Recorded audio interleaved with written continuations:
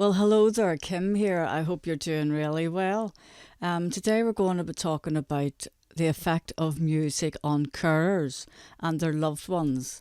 And I hope you can relate to that if you're struggling at the moment and wondering why your life is like this and why you're going through these things and what you can do to be positive and just keep yourself on a plain level field and keep going and enjoy your life as well.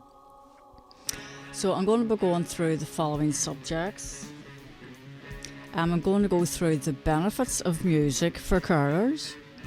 I'm going to go through the legal definition of what a disability is. I'm talking about the benefits for your health, for your well-being and for your mental state, and why music is so important.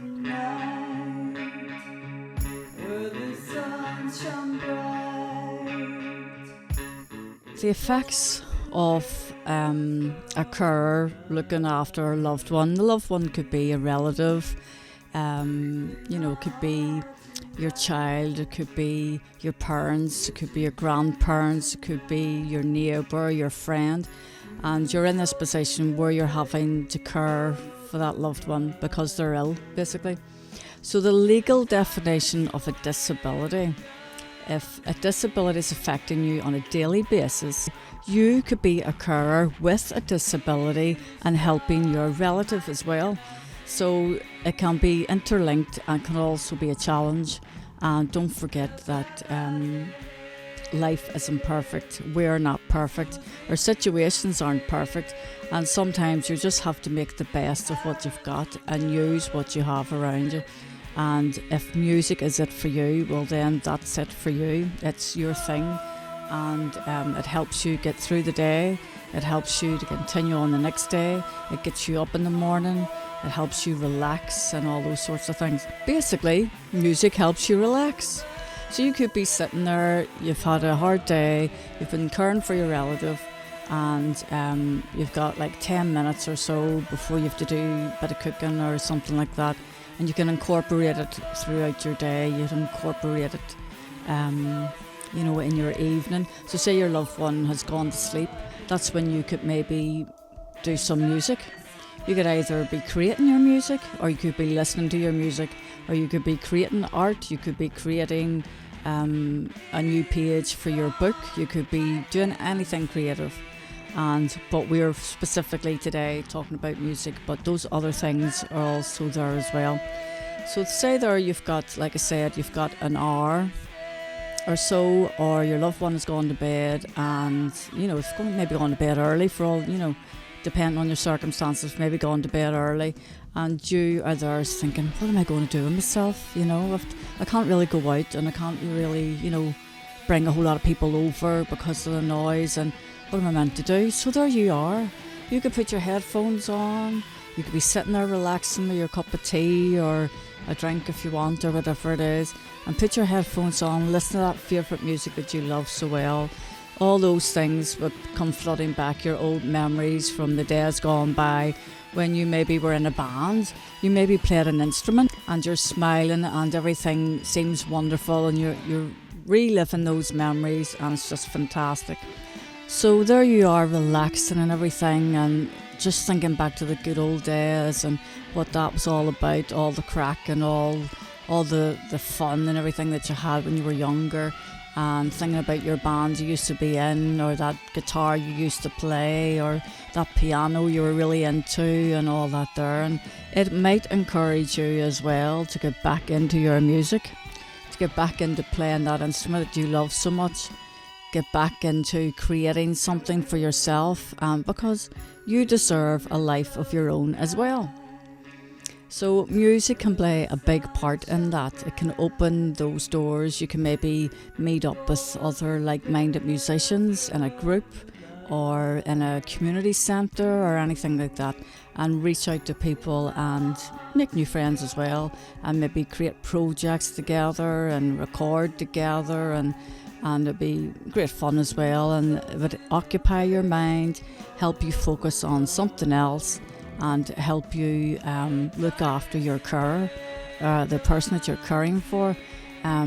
Because if you're feeling contented, you then are passing that on to your relative or your loved one or your child or your friend or your neighbour, and you're passing that on to them, and you can talk to them about music, and it helps them relive what they used to have and good memories, and to share those memories. Also, it helps people with dyslexia, or also helps people with dementia. So therefore, you have maybe a child who's maybe a bit dyslexic, or you've got a person with dementia, and reliving those memories with them, the bands they used to see playing, and the gigs they used to go to back in the 60s and the 50s and the 30s, and could be your grandparents you're talking with, and it relives those memories for them, creating a great moments to share with and to pass on. And it's a great way of bringing people together, and no matter what religion, no matter what age or where you're from or where you've been, and a great way of telling each other how you felt about that music. You know, really love that guy playing, or really love that girl singing, and you can share all those moments. You're wanting to replay your instrument, and you're worried about that arthritis that you've got. Well, I want to tell you something. For me, this right hand of mine has nerve damage, right? And I've nerve damage in here, and caused by an accident some time ago. I'm not going into that. That's not important, and it's not a poor me situation. It's basically about I don't let it stop me playing my guitar. Okay, I can't play the way I want to. I can't, for example, do finger picking, but I've used a technique to work around that, so that I can play as close as I can to what I want. And this hand is anyway for your plectrum, but people use it to finger pick, and it really annoys the inside of this. So I can't do that. I've also got damaged my left shoulder a few times, a few accidents with it. Not my fault, by the way. I'm not going into what happened, and it's not poor me. But I'm just letting you know it's been difficult to get playing again. But I didn't let it stop me, and I kept going, and I've been recording some solos and that for new music as well. So it's not about me promoting myself here. That's not what it's about. It's about me trying to encourage you that if you've got arthritis in your hands or your shoulder or your neck or your back or whatever, it can actually strengthen those areas. Now, don't overdo it, and don't wreck yourself. If you start getting too sore and that there, just stop, have a break, and continue on the next day, the day after. You don't have to do it every day. You can do it once a week, once a month, once a year. It doesn't matter, as long as you're doing it for you and for your benefit and for your enjoyment. It's about enjoyment, and that music can have that effect for people. It can have that effect for you caring for your relative. So when you're caring for your relative, you can have those moments, those free times, those free few minutes where you can just relax.